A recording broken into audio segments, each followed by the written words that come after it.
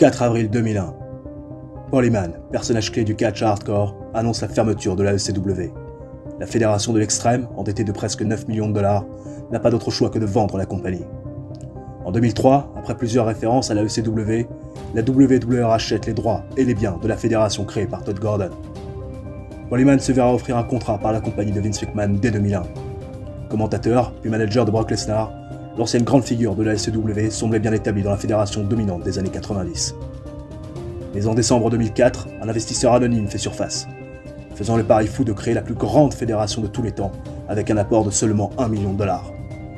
Un seul homme a les cartes en main pour mener à bien le projet nommé Elite. Paul Heyman. Ce dernier se voit donc confier la All Elite Wrestling. Paul Heyman, businessman et booker émérite, décide de tout miser sur le catcheur indépendant. Les stars indie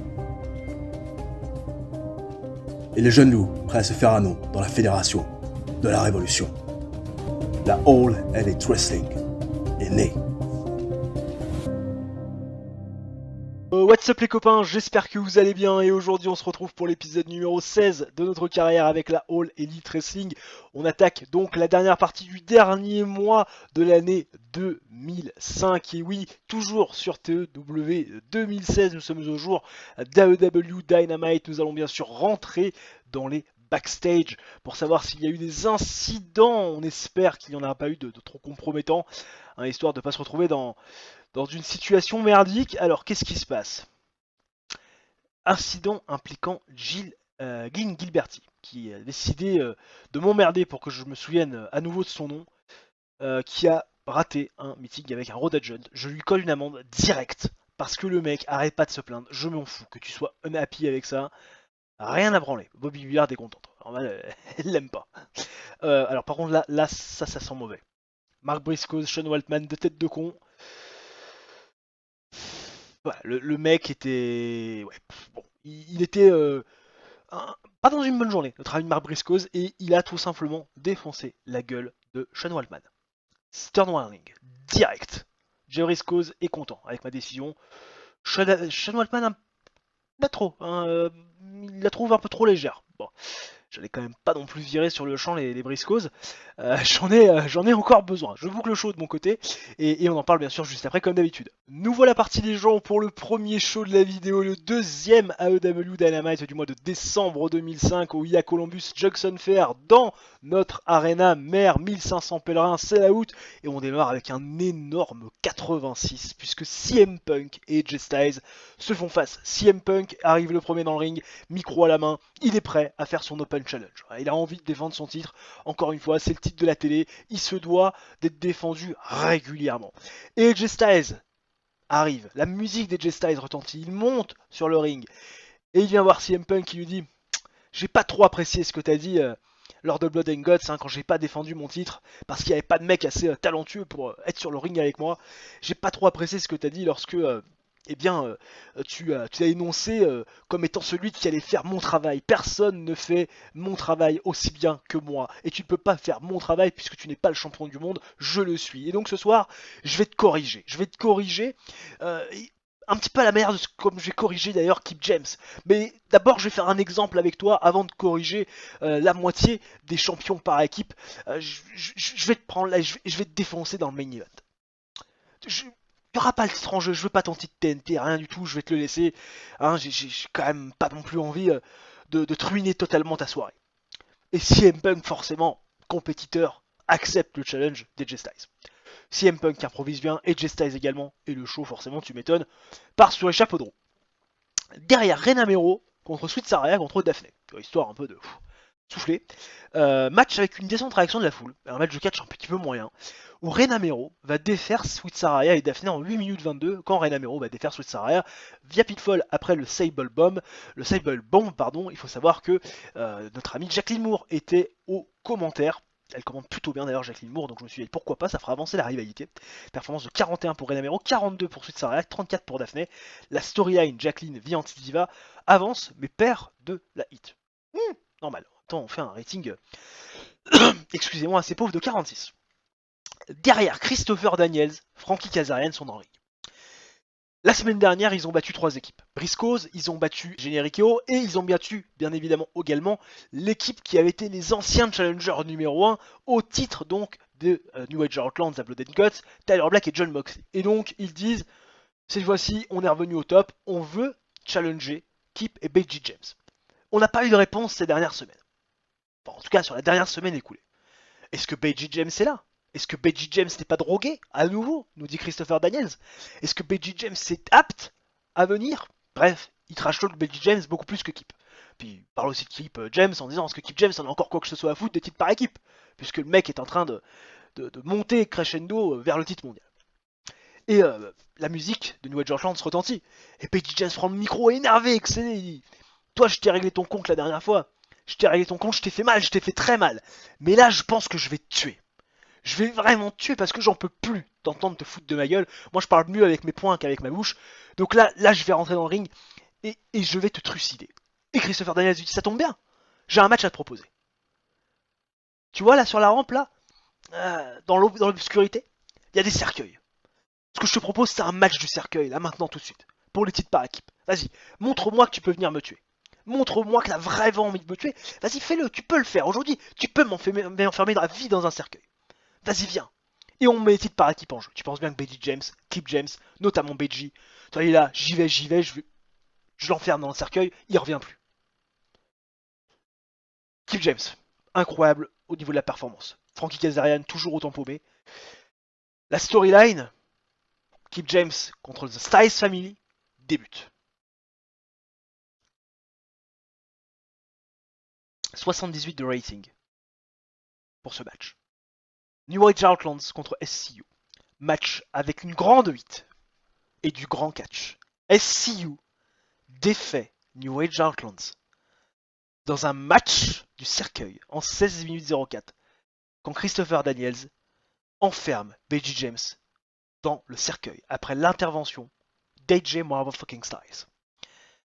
SCU remporte les titres par équipe. Alors certains vont me dire Vico, pourquoi t'as pas fait de storyline? Et bah pour rien de vous cacher, je voulais un peu garder secret, mais Kip James, Beji James va nous quitter. Beji James a signé un contrat écrit avec la TNA, en contrat exclusif. C'était sa dernière apparition. Donc il fallait que j'arrive à booker la fin donc de règne de New Age Orleans. Et je pouvais pas le faire autrement comme ça. Je trouve que c'est plutôt sympathiquement booké pour un truc qui a été fait en une semaine.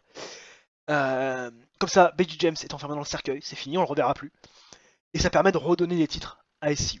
Et puis de commencer une rivalité entre Kip James et The Styles Family, puisque, on rappelle, AJ Styles et Christopher Daniels sont amis. Et là, AJ Styles est intervenu en la faveur de son pote Christopher Daniels et de son compère Frankie Kazarian. Performance de 82 pour Kip James, 66 pour Beji, 44 pour Frankie Kazarian, ça augmente, et 79 pour Christopher Daniels. Derrière, Bobby Billard fait un petit striptease. 64, du sex appeal, tout le monde est content. Et enfin le main event. CM Punk et AJ Styles. Match exceptionnel où AJ Styles défait CM Punk en 13 minutes 50 via pinfall en ayant utilisé illégalement les cordes comme appui. Victoire teintée d'AJ Styles pour garder mon champion fort. Mon champion secondaire fort. J'aurais pu donner une victoire clean à AJ Styles, mais j'avais pas envie de casser le momentum de CM Punk. Victoire d'AJ Styles, ça fait un 77. CM Punk performance de 70, performance de 80 pour AJ Styles. Et AJ Styles était office game. Tu peux être office game quand tu veux. 76 de rating. Bob et Dudley. Ça pourrait être intéressant d'avoir les Dudley Boys. Le problème, c'est qu'on peut pas les avoir. Parce qu'ils sont au contrat signé. Notre ami Brother Ray, qui a fait les beaux jours de la WWF, bien sûr de la CW. Incroyable catcheur par équipe. Chris Harris, ah oui, j'ai oublié de vous le dire ça. Chris Harris a décidé de nous quitter. Pas bien utilisé, il a décidé de partir. TV rating de 0.01. Et Dave Batista, qui a décidé de signer un deal d'une nuit avec la CWA.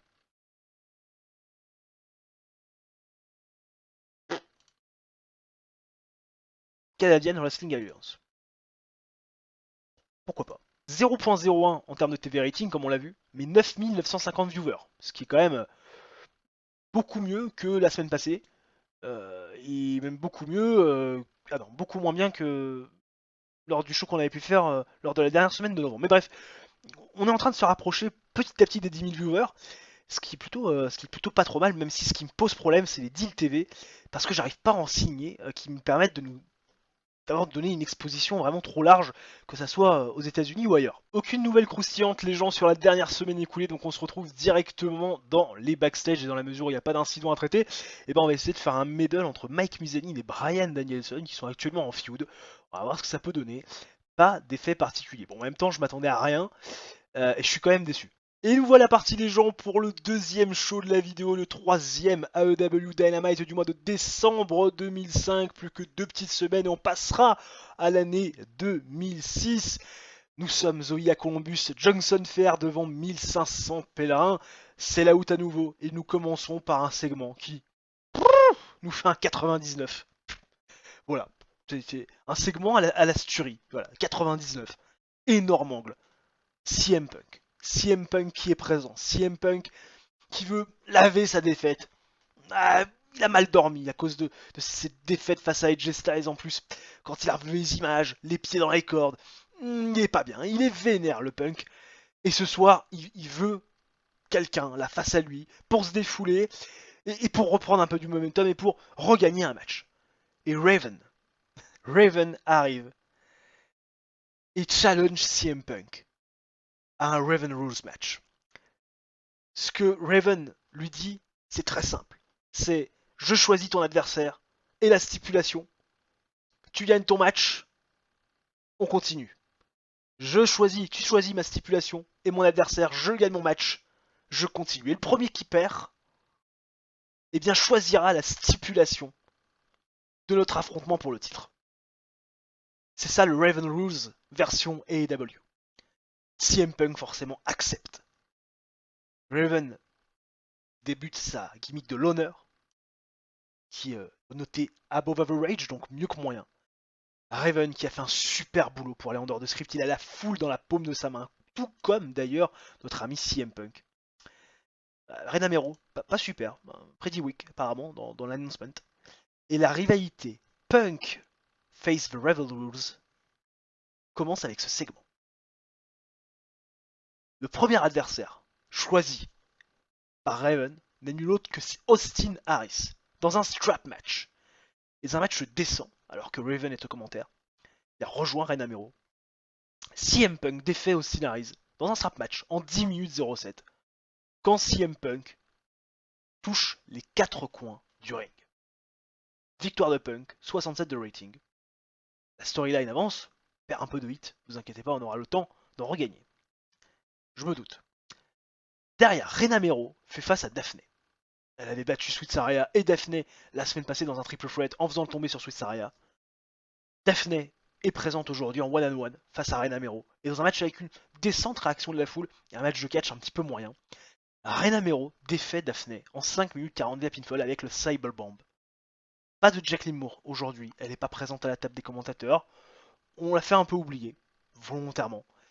Renamero fait une performance de 40, Daphné 33. 43 de rating. Et RAS, c'est assez moyen, mais ça permet à Renamero de prendre une victoire. Derrière, Kip James est prêt pour son affrontement face à AJ Styles. La semaine dernière, il a perdu les titres par équipe. Là, cette semaine, il veut effacer cet affront en remportant le titre mondial. Deux grosses désillusions la semaine passée.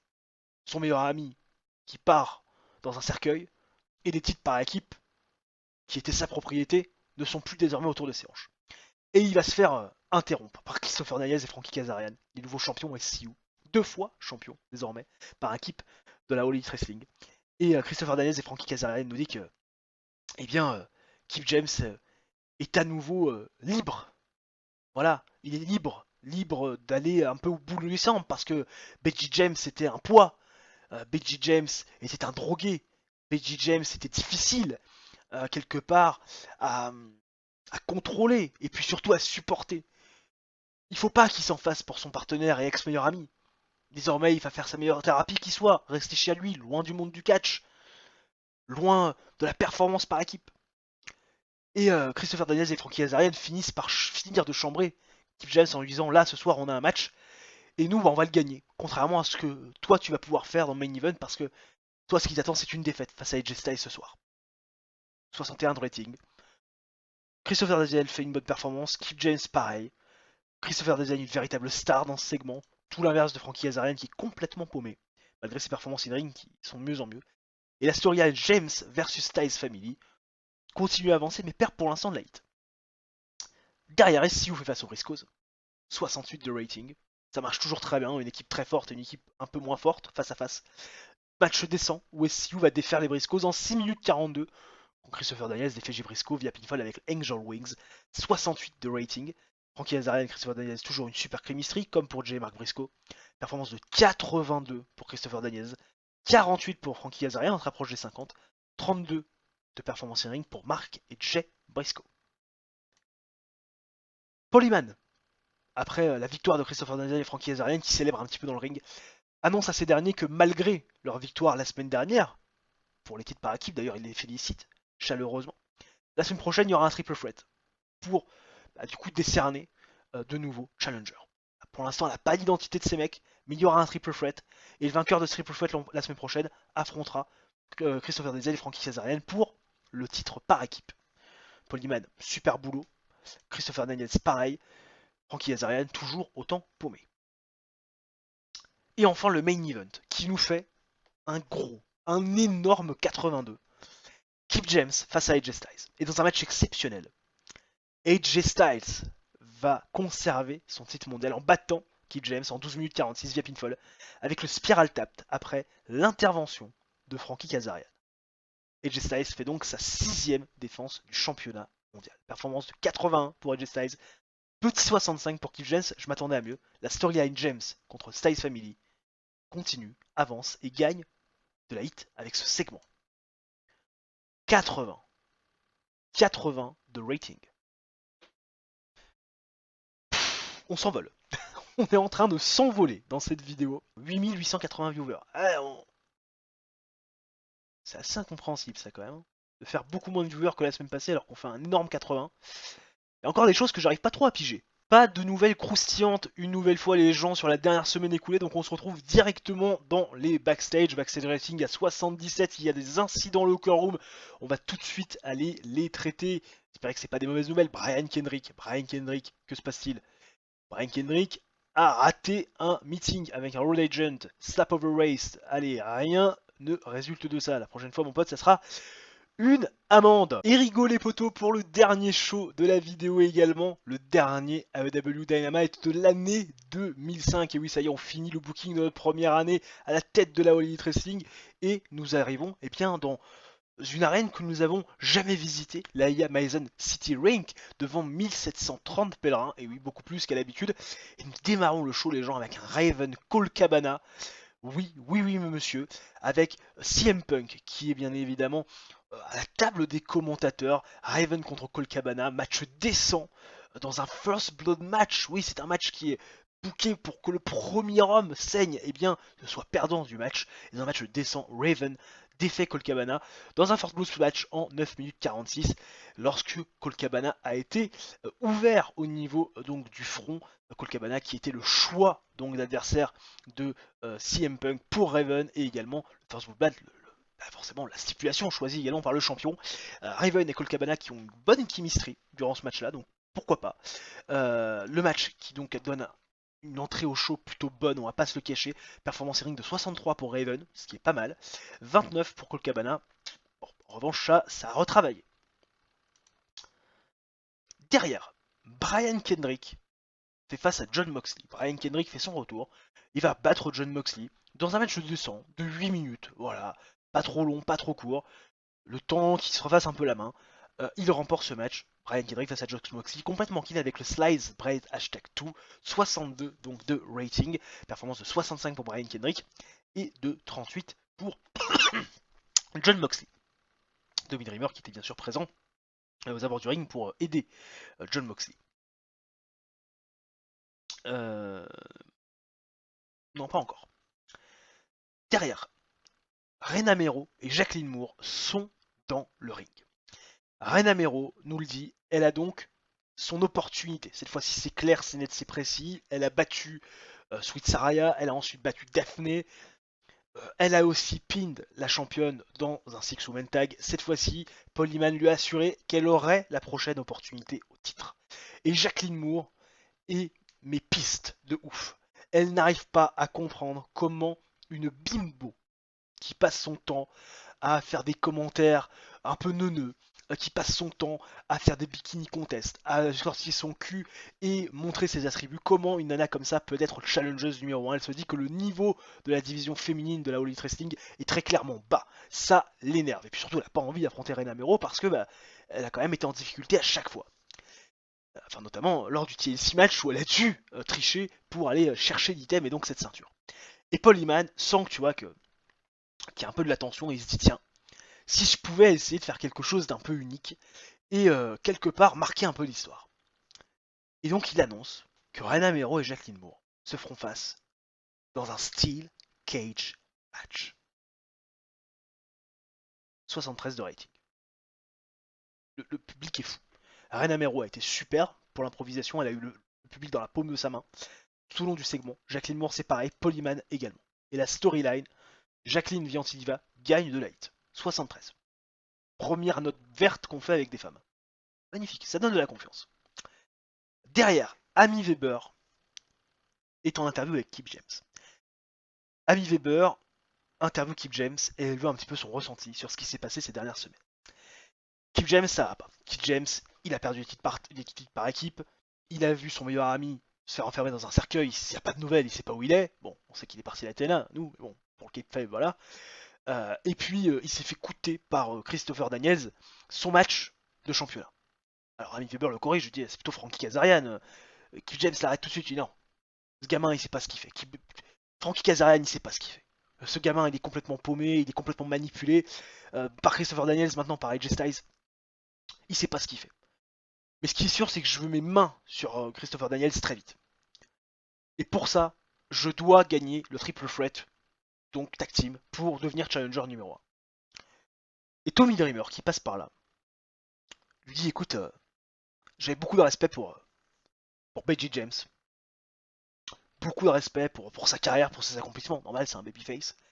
Et il dit je serais ravi d'être ton partenaire ce soir pour que tu puisses mettre tes mains sur Christopher Daniels et pour qu'on puisse, nous aussi à notre manière, remporter, nous les légendes du catch, légendes vivantes du catch, remporter les titres par équipe au nom de Beji James. Kip James fait un super boulot. Tommy Dreamer également. Kip James qui part excellent dans ce segment et vous imaginez bien que Kip James accepte l'offre de l'ami Tommy Dreamer. Tommy Dreamer qui va changer de gimmick, qui va devenir fan favorite. Et c'est pour. Voilà, c'est pour. C'est pas grave. Ah, de toute façon, facile à changer parce que la gimmick d'extrémiste c'était pas bon. Bon, bah écoute, la gimmick de fan favorite, c'est pareil, ça ne marche pas. Donc on va la tweaker. George Frankenstein, Izzy Valentine et Gay Kim qui font un petit bikini contest. George Frankenstein remporte le bikini contest haut la main, elle a eu tous les suffrages pour elle, tout va bien. Petit segment sex appeal de la soirée. Ce qui nous amène au main event qui nous fait une très basse note de 54. Oh mon dieu, pour un main event c'est l'horreur. Les Young Wolves, El Jericho et les Legends, et Pete James et donc Tommy Dreamer, s'affrontent pour savoir qui sera challenger numéro 1.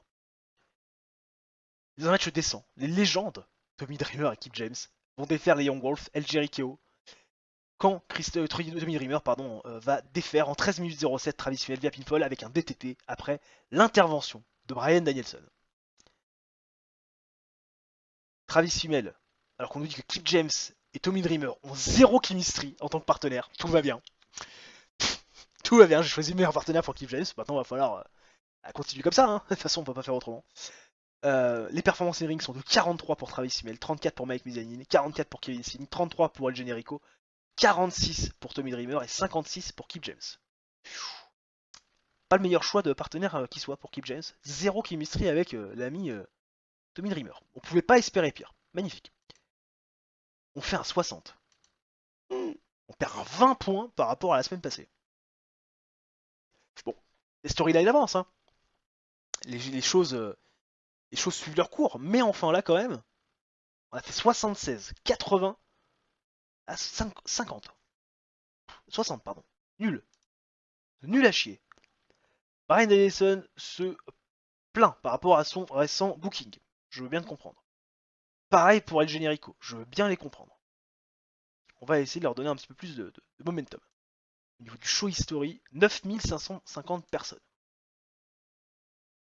Écoute, c'est pas mal, hein, l'histoire. Qu'est-ce que vous en pensez? Un petit tour avant de se quitter quand même. Sur la size déjà, on est à 35 désormais dans le Midwest. C'est bien, ça gagne de la popularité, c'est ce qu'il faut. Un petit tour vers les storylines, la hit des storylines avant de partir sur le prestige des titres. Jacqueline Antidiva 49, James face à la Styles Family 76, Punk face aux Raven Rules 71, les Young Wolves face à Danielson, eh bien 54. Écoutez, pour l'instant ça suit son cours tranquillement. 54 de prestige pour le titre féminin, 96 pour le titre AEW, 100 de prestige pour le titre par équipe. Et le titre TNT est à 80. C'est quand même pas mal. C'est quand même pas mal du tout. Bon, même si le dernier show était un peu foiré, c'est pas faux. En tout cas, j'espère que cette vidéo vous aura plu, les gens. Si c'est le cas, n'hésitez pas à mettre un j'aime. Et puis, pour carrément, au-delà du j'aime, votre coup du chapeau, le like, l'abonnement et l'activation de la cloche. Ça mange pas de pain, c'est totalement gratuit. Ça permet à la chaîne d'être mieux référencée. Puis nous, sur ce, on se retrouve très prochainement pour une nouvelle vidéo de sport ou sur TEW 2016. D'ici là, portez-vous bien. Ciao, bye bye et à la prochaine.